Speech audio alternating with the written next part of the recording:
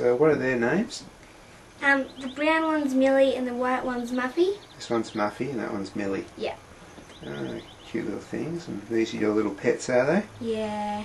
How long have you had these for? A few weeks. I got them at Christmas time.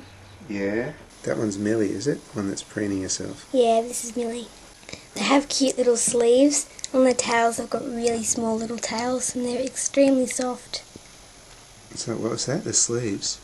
Yeah, they've got little sleeves on their arms. Oh, little fur sleeves, right. Yeah. You love your mice, don't you? I love them, they're gorgeous. And when you wake them up they've got cute little eyes, they're all sleepy-eyed. I think Muffy likes me better than Millie does. Yeah. They're so soft. I love the way they sniff around, they've got such delicate little whiskers. Yeah.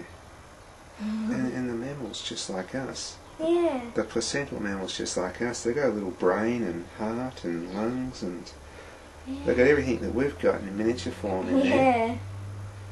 So yeah. I think Millie's a bit younger. Yeah. They've got little tummies. Is one bossier than the other? Oh, I don't think so. About the same? Yeah. A similar personality? Sometimes they really enjoy being cuddled. Yeah. I think they're just excited and want to explore everything, don't they? Yeah. They've never been in here. They're quite smart. I'm more of a field herper than an actual collector. However, saying that, I have had a tiger snake here since 1992.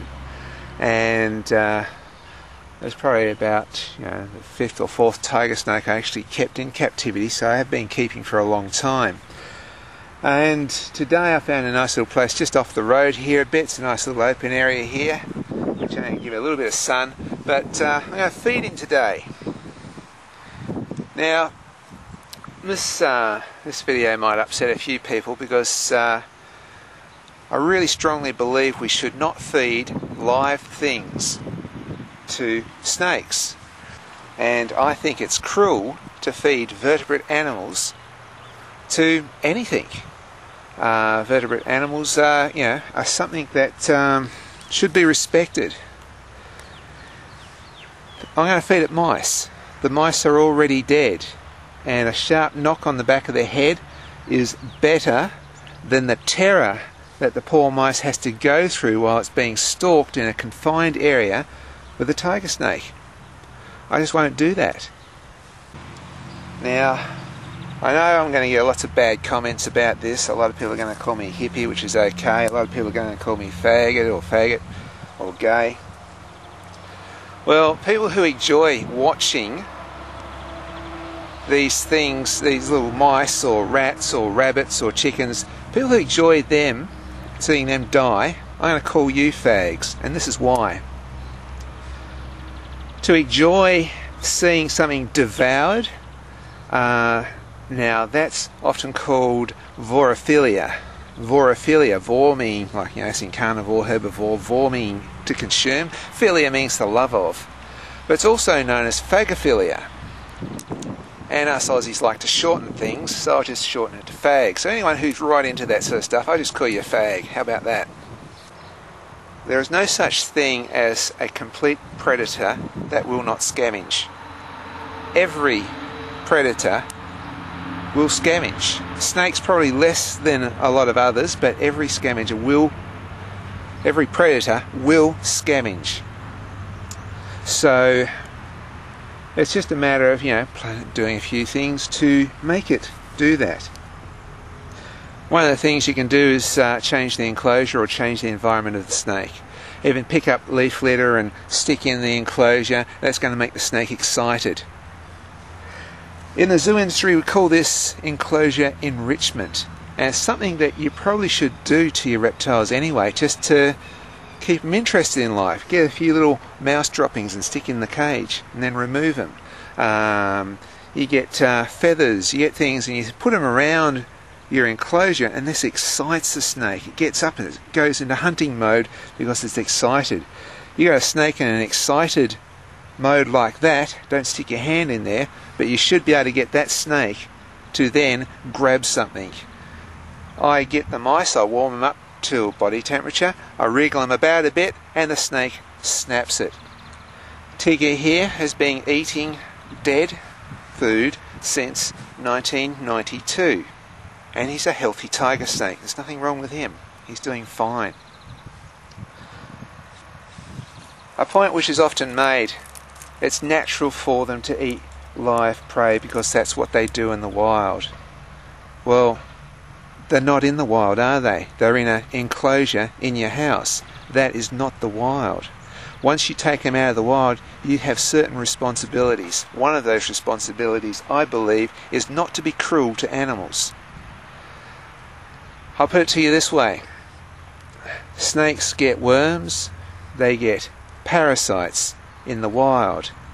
If you have a snake in a small confined space with parasites, those parasites will overtake the animal and kill it. So what do? You worm them.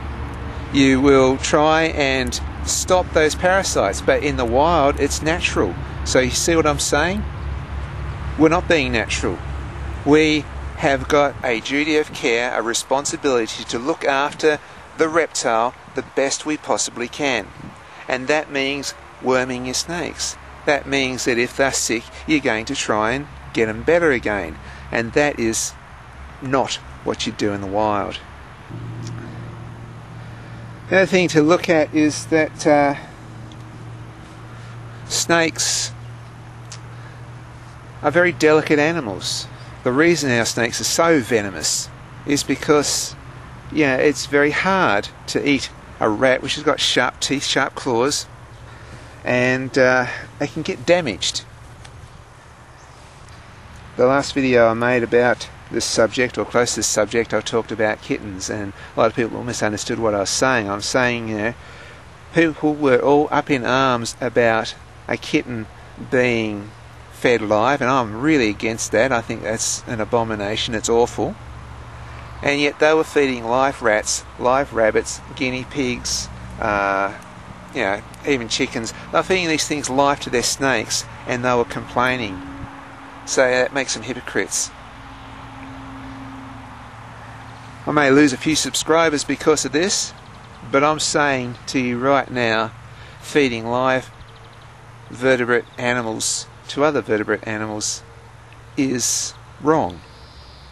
It is an act of cruelty, because that animal, if it's alive, it has a nervous system, it feels pain once it gets bitten.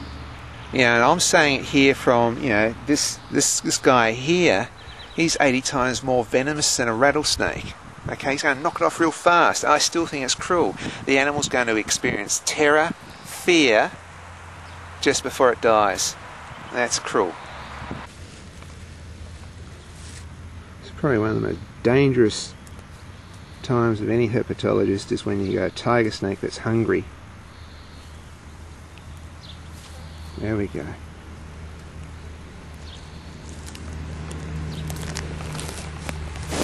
One mouse after another. The point is, what you just saw, nothing was suffering.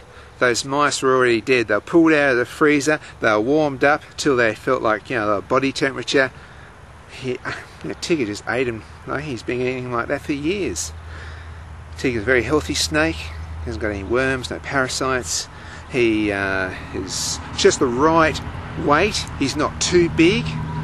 Some people inflate their snakes really big by overfeeding them, like they're trying to compensate for something, but I don't feel the need to do that. I just like to see them natural as possible, but still as healthy as possible. So here's the challenge for you: don't feed live. You don't need to feed live. They are healthy without you feeding live. If you're feeding live, maybe you're into a bit of phagophilia. So, so all you fags out there, maybe you should just think about what you're doing. Till next time.